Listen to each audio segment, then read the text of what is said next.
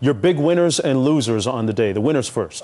Chicago Bulls. I think the Chicago Bulls did an outstanding job. They got Brad Miller, who I think is a decent low post player and also can knock down that 15-foot jump shot. But I think the key to this deal was John Salmons, a swing player out of the University of Miami who can get to the basket and be another offensive threat. Now, my loser will be the Portland Trail Blazers. I think they had a lot of young pieces. They were very inactive, and they didn't get any veteran leadership. I think they're, like Chris mentioned and J.A. mentioned, they need a small forward and also probably an upgrade at that point guard position. So I think Portland Trail Blazers was my loser. Winner and loser, Chris. I never thought I'd say that a team that got Larry Hughes in a trade was the winner, but I like what the New York Knicks did with getting Larry Hughes and Chris Wilcox because they didn't hurt their cap situation for 2010, and they got more athletic. They got two guys who can really fit into Mike D'Antoni's system. My loser, Oklahoma City. I think they should have kept Tyson Chandler in the trade. You know, obviously I'm not a doctor, but I think they were a little bit overcautious, and he fit perfectly with Kevin Durant, Russell Westbrook, and Jeff Green.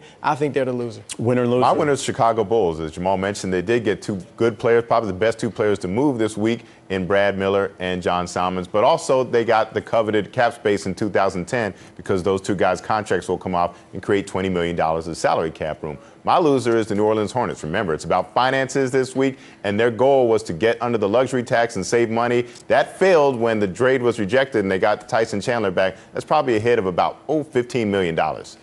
As far as losers, guys, I mean, tough calling them losers. The Boston Celtics are the defending NBA champs, but two troubling losses recently at home against the Spurs and against the Cavaliers. Does that make them a little bit vulnerable? You surprised they didn't make a deal? Well, they really couldn't make a deal. I'm not surprised because they don't have any pieces that they could give up, you know. I'm sorry, it was against the Lakers and the Spurs. Right. Yeah, Lakers and Spurs. Yeah, I mean, but they didn't have pieces they could give up. That's why their biggest moves will be, you know, if guys are bought out by their clubs, Joe Smith and Stephon Marbury. They didn't want to break up their core rotation players, so without giving any of those guys up, they weren't going to be able to make it. They could be a winner of the Hornets deal being canceled with Oklahoma City and Joe Smith potentially getting bought out by the Thunder. Why didn't we see the big superstar, big sexy name go from Team A to Team B today? It's expensive. You're talking about big contracts. A, it's hard to amass and aggregate the contracts to get to that number, to get to a Vince Carter's numbers, to get to Shaquille O'Neal's numbers.